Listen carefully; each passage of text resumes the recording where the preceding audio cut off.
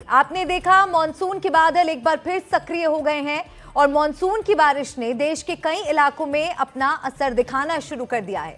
किसानों को इस बारिश का इंतजार रहता है, लेकिन साथ ही बारिश के पानी की निकासी के इंतजाम ना होना किसानों के साथ साथ अन्य आम लोगों के लिए परेशानी का सबब बनता है।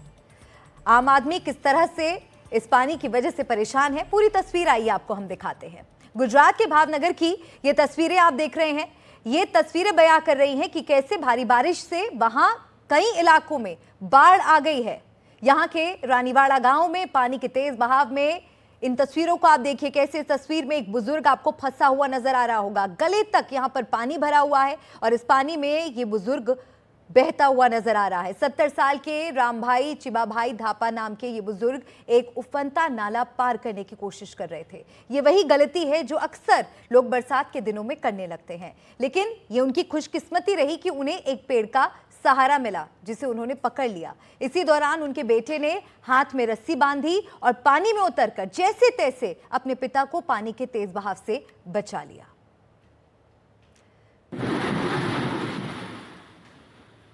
भावनगर गुजरात के सौराष्ट्र इलाके में आता है, जहां भारी बारिश हुई है, जिसके बाद कई निचले इलाकों में बाढ़ की स्थिति पैदा हो गई है। भावनगर में बारिश का पानी इतना तेज आया कि कई जगह सड़कों पर खड़ी गाड़ियां भी डूबी और बहती हुई दिखी। इन तस्वीरों को आप देखिए, किस तरह की स्थिति वहां पर इस तेज बारिश के बाद बनती हुई नजर आई। स्कूटी, ऑटो और टेम्पो तो पानी के तेज बहाव में बहते ही चले जा रहे हैं।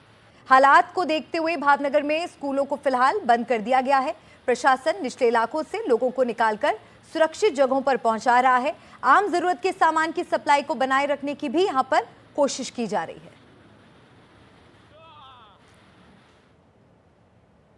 एक और तस्वीर आपको दिखाते हैं। बाढ़ के पानी ने जंगली इलाकों में भी अपना कहर बरपाना शुरू कर दिया है। निचले इलाकों से जंगली जानवर ऊंचे इलाकों की ओर जा रहे हैं।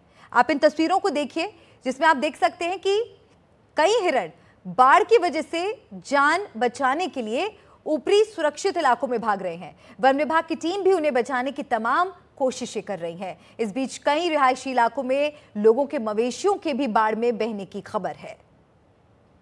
तो बेजुबानों के लिए भी ये बाढ़ आफत बनकर आई है। यहां पर हालांकि वन विभाग पूरी तरह से सक्रिय हो गया है। तमाम जीवों को यहां पर बचाने का प्रयास किया जा रहा है, लेकिन मुश्किलें यहां पर बेपनाह नजर आ रही हैं।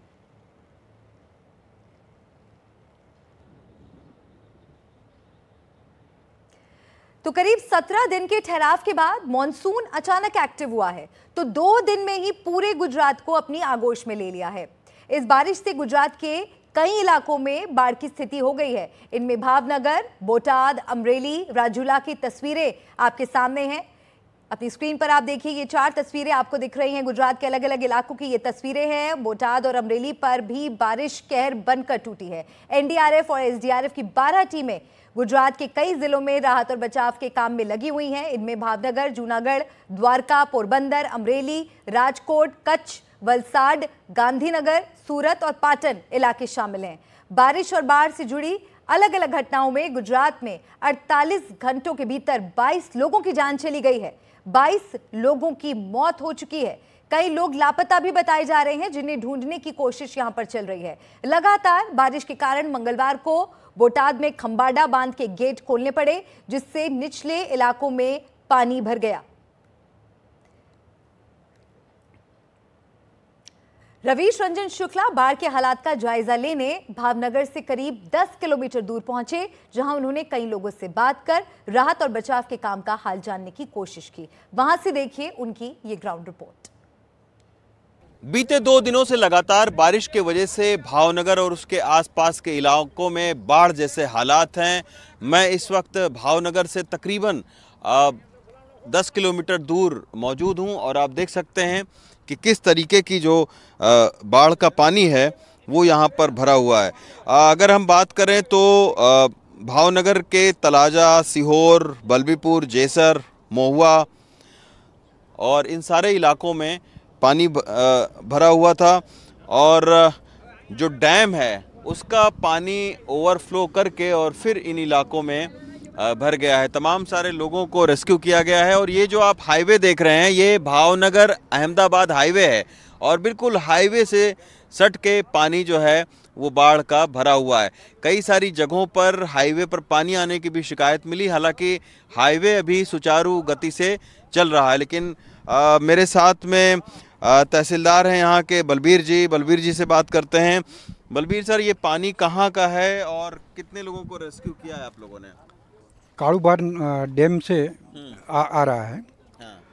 और मुझे 8 बजे मैसेज मिला था। हाँ। मैं यहाँ पर आ गया हूँ और यहाँ एडमायर सॉल्ट है, उनका जो ऑपरेटर लोग है जो जेसीबी ऑपरेट करते हैं, ऐसा करीबन कुछ 30 लोग ऐसे अंदर फंसे हुए हैं। बीएमसी की टीम को भी रेस्क्यू के लिए बुला लिए, अभी ये रेस्क्यू का काम चालू है। 30 लोगों को रेस्क्यू करने के लिए अभी जो टीम है भावनगर की वो बोट के जरिए गई है।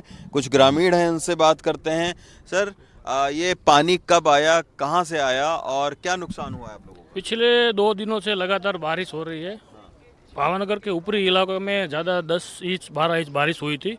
इसके वजह और ऊपरी इलाकों में जो डैम है हमारा कालूबार, वो ओवरफ्लो हो गया। ओवरफ्लो की वजह से जो हमारा जो एरिया है नीचे वाला, उसमें पानी आ गया। और आइए आपको दिखाते हैं हमारे सहयोगी रवीश की एक और रिपोर्ट। मैं इस वक्त भावनगर में हूं और भावनगर के कई सारे जो इलाके हैं वो बाढ़ के पानी में डूबे हुए हैं। और अभी आप देख सकते हैं कि 30 लोगों को जो भावनगर के फायर ब्रिगेड के लोग हैं, प्रशासन है, उन्होंने यहां से निकाला है। ये जो इलाका आप देखिए कि पूरा इलाका पानी में डूबा हुआ है। और भावनगर में 2 दिन से लगातार एक तो बारिश हो रही है और दूसरा क्या है कि यहाँ पर जो डैम है उसमें जो पानी ओवरफ्लो किया है उसके वजह से इस पूरे इलाके में पानी भरा हुआ है। कालूपार डैम ओवरफ्लो हो चुका है और इसके वजह से कई सारे जो इलाके हैं वो इस तरीके से पानी में डूबे हुए हैं। बहुत सारे खेतों में पानी है, इसके वजह से जो नुकसान है वो किसानों का हुआ है और तमाम सारे लोग अलग अलग जगहों पर फंसे हुए हैं। तो फिलहाल भावनगर के जो आधा दर्जन से ज़्यादा तहसीलें हैं, चाहे सिरोह ही हो या फिर दूसरे इलाके हों, वो सबसे ज़्यादा बाढ़ से प्रभावित हैं। भावनगर से हितेन और पवन तिवारी के साथ रवीश रंजन शुक्ला, एनडीटीवी इंडिया। तो गुजरात में आपने देखा कई हिस्सों में बाढ़ बारिश का कहर देखने को मिल रहा है। हमारे सहयोगी रवीश की ये ग्राउंड रिपोर्ट भी आपने देखी। क्या वहां पर इस वक्त तस्वीर है, क्या स्थितियां हैं, उन तस्वीरों को देखकर आप समझ पा रहे होंगे। एसडीआरएफ और एनडीआरएफ वहां पर सुरक्षा कार्यों में, रेस्क्यू के काम में लगातार जुटी हुई हैं। गुजरात में अगले 1 हफ्ते तक यही हालात बने रह सकते हैं। 1 हफ्ते तक बारिश के बने रहने का पूर्वानुमान है। मौसम विभाग ने अहमदाबाद समेत 10 जिलों के लिए आज रेड अलर्ट जारी किया है। गुजरात में भारी बारिश का मौसम विभाग की तरफ से रेड अलर्ट जारी किया गया है। पोरबंदर, जूनागढ़, भावनगर, बोटाद, सुरेंद्रनगर, मोरबी, अहमदाबाद, आणंद, भरूच, सूरत, ये वो कई इलाके हैं जो इससे प्रभावित रहने वाले हैं। भारी से बहुत भारी बारिश हो सकती है। ये तमाम इलाके हैं, पोरबंदर, जूनागढ़, भावनगर, सुरेंद्रनगर, आणंद, भरूच और सूरत समेत ये कई हिस्से हैं जो इस तेज बारिश और बाढ़ की वजह से प्रभावित हो सकते हैं। और इसे देखते हुए प्रशासन ने राहत और बचाव के इंतजाम किए हैं। गुजरात के बाकी इलाकों में भी बारिश का अलर्ट लगातार बना हुआ है। और अब एक नजर डाल लेते हैं कि देश में मॉनसून के बादल जो 3 दिन पहले फिर सक्रिय हुए तो अब कहां तक पहुंचे हैं। इन ग्राफिक्स पर आप नजर डालिए। 18 जून तक कहां तक पहुंचे हैं, मॉनसून का विस्तार किस तरह से हो रहा है। इस नीली लाइन पर आप नजर डालिए। इस नीली लाइन से आप देख सकते हैं कि 18 जून यानी आज के दिन उत्तर पश्चिमी मॉनसून कहां तक सक्रिय हो चुका है। पूरे गुजरात में तो मॉनसून एक्टिव हो ही रहा है। इसके अलावा राजस्थान और मध्य प्रदेश के भी कुछ इलाके, पश्चिमी उत्तर प्रदेश के कुछ इलाके, छत्तीसगढ़ और झारखंड के बचे हुए इलाकों और बिहार के कुछ इलाकों में मॉनसून के बादल अब अपना रंग दिखा रहे हैं। आज से कल की बात करें तो मौसम विभाग ने कुछ इलाकों में बहुत भारी बारिश का अलर्ट भी जारी किया है। आइए कुछ और आपको ग्राफिक्स दिखाते हैं। गुजरात में आज के बाद बारिश में कुछ राहत मिल सकती है, लेकिन ओडिशा, झारखंड, पश्चिम बंगाल, असम और मेघालय में भारी बारिश का रेड अलर्ट है। इन इलाकों में सरकारों ने भी भारी बारिश से निपटने के लिए इंतजाम किए हैं। हालांकि कल झारखंड के अलावा बाकी इलाकों में बारिश कुछ घट सकती है। तो कुल मिलाकर देश में बरसात के हाल कुछ ऐसे नजर आने वाले हैं।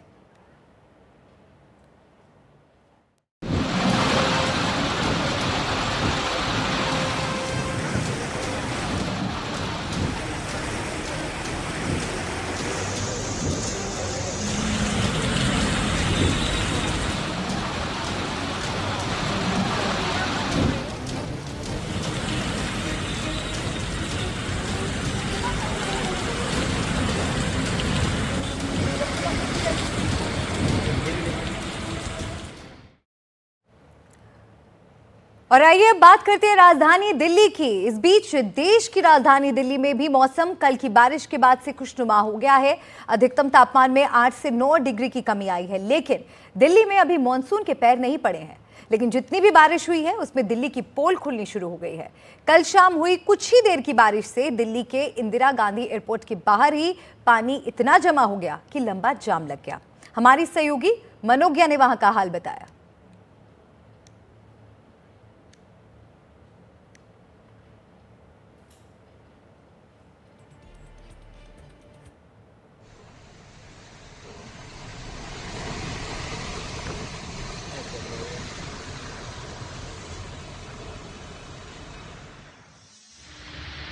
दिल्ली में थोड़ी सी बारिश क्या हुई, पूरा रास्ता जाम हो चुका है। ये दिल्ली के एयरपोर्ट टर्मिनल 1 का नजारा है, जहां पर पिछले 45 मिनट से 1 घंटे से एक भी गाड़ी नहीं हिली है। आलम यह है कि 3 के 3 ट्रैफिक रास्ते वो पूरी तरह से जाम हैं और हालात ये कि पता नहीं कहीं सुनवाई होगी भी कि नहीं। हर व्यक्ति जहां खड़ा है लगभग वहीं खड़ा है और ये कहना गलत नहीं होगा कि शायद दिल्ली की ट्रैफिक पुलिस को ये याद ही नहीं है कि दिल्ली के एयरपोर्ट से जो ट्रैफिक निकलेगा वो कहीं जाएगा।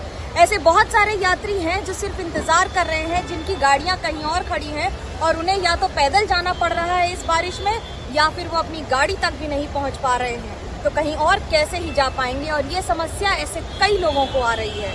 Manogya Loiwal, Delhi airport, NDTV India के लिए।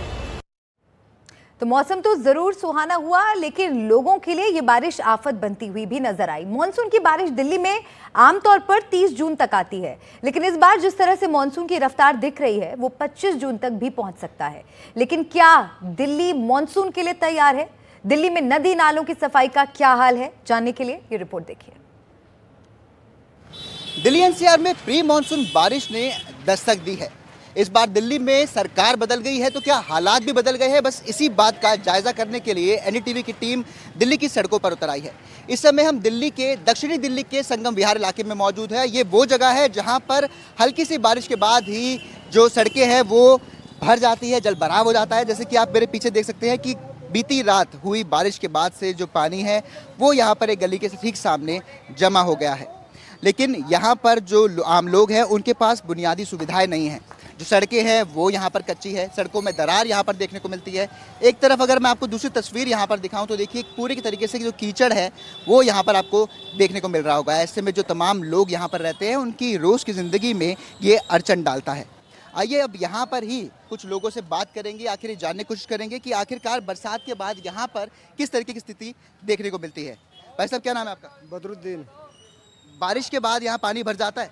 अभी बगैर बारिश के आप देखिए ना, मौजूदा हालात है सामने देखिए आप। कितना कितना पानी भर जाता है? यहाँ घुटने घुटने पर पानी भर जाती है। लेटरिन बह रही है, इसमें लेटरिन बह रही है बिल्कुल भी। सरकार बदली है क्या? कभी कोई सड़क वड़क ठीक करने के लिए या किस चीज़ के लिए आया है? अभी कोई कुछ नहीं हुआ जी, कुछ नहीं हुआ अभी। ठीक है, अभी तक यहाँ पर कुछ नहीं हुआ है। भाई साहब क्या नाम है आपका? वसीम।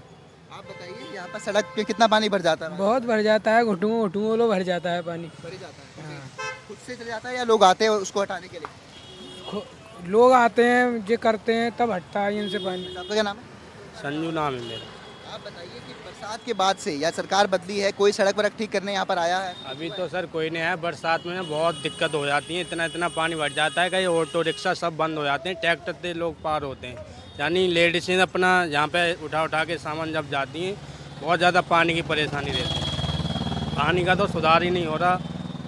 मतलब पहले केजरीवाल था फिर भी ये हाल था, अब देखो BJP आ गई है, अब देखो क्या होता है। लेकिन अभी तक कोई सुनवाई नहीं हुई। मुश्किल बढ़ जाती है लेकिन बहुत ज़्यादा मुश्किल बढ़ जाती है। कचरा देखो, गंदगी देखो, इतना ज़्यादा, ना कोई सफाई ना कुछ भी। आइए कुछ और लोगों से भी यहाँ पर जानने की कोशिश करेंगे। भाई साहब आपका क्या नाम है? मेरा नाम राजू राम। ये बारिश के बाद यहाँ पानी बहुत ज़्यादा भर जाता है? हाँ भर जाता है, बहुत ज़्यादा मुश्किल होती है फिर ऐसे? तो निकल जाते हैं लोग घुस घुस के, और क्या। लेकिन अभी तक ऐसा कुछ नहीं हुआ कि कोई आया हो सड़क पर ठीक करने या पानी हटाने के लिए? नहीं कोई नहीं आया। तो देखिए आप बताइए आपका क्या नाम है? बलबीर। बलबीर जी बताइए यहाँ संगम विहार में बारिश होने के बाद पानी कितना भर जाता है? पानी होने के बाद ये बिना बारिश के पानी है। ये नाले सीवर जाम पड़े हैं, आप देख रहे हो। ये 15 दिन हो गए, कोई देखने नहीं आ रहा, कुछ सुनवाई नहीं। सब नेता अपने घर में सो रहे हैं। बरसात के लिए संगम विहार तैयार है या हर बार की तरह जो पानी भर जाता है वो भर जाएगा?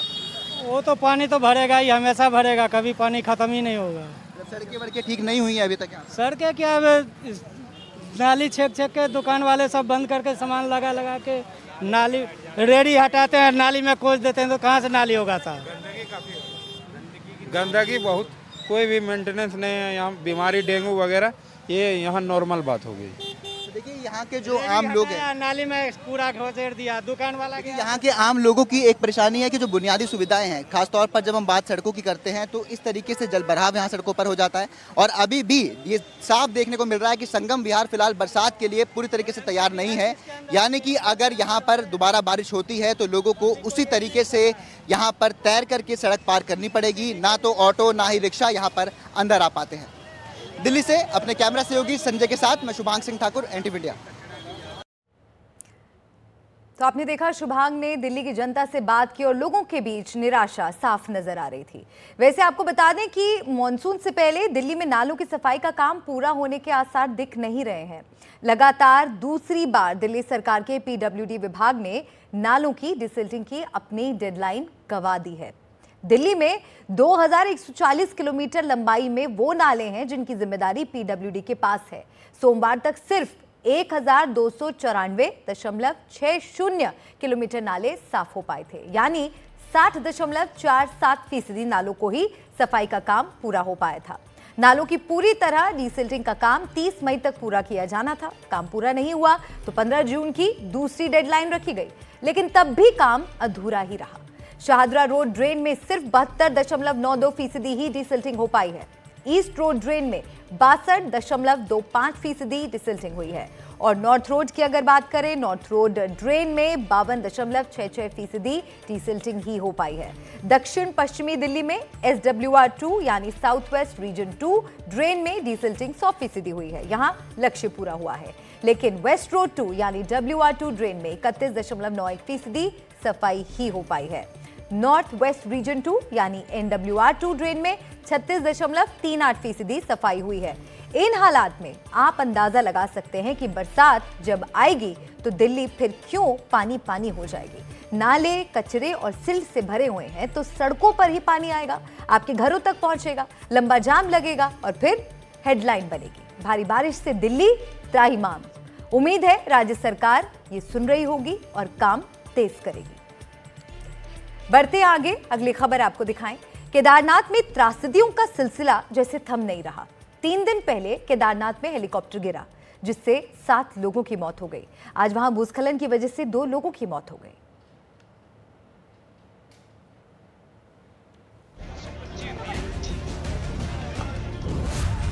इन हरे भरे रास्तों पर अचानक पहाड़ टूट पड़ेगा, ये यहाँ ट्रैकिंग कर रहे लोगों ने सोचा नहीं होगा। बुधवार को रुद्रप्रयाग के जंगल चट्टी गधेरे के पास ट्रैकिंग कर रहे लोगों पर पहाड़ से पत्थर गिरने शुरू हो गए। इसकी चपेट में आए 2 लोगों की मौत हो गई, जबकि 3 अन्य लोग घायल हो गए। जो लोग मारे गए वो चट्टानों की चपेट में आकर एक नाले में गिर पड़े थे। उन्हें निकालने में भी खासी मशक्कत करनी पड़ी। यह हादसा सुबह 11:20 के आसपास का बताया जा रहा है। हादसे की खबर मिलते ही DDRF की टीम मौके पर पहुंची और उसने बचाव का काम शुरू कर दिया। लोगों को वहां से सुरक्षित स्थानों पर पहुंचने को कहा गया। पुलिस लोगों को वहां से सुरक्षित निकालने का जतन करती दिखी। केदारनाथ के इस इलाके में बीते कुछ दिनों से भारी बारिश हो रही है और पूरे हफ्ते के लिए बारिश का येलो अलर्ट है। फिलहाल इस रूट पर लोगों को जाने से मना किया गया है।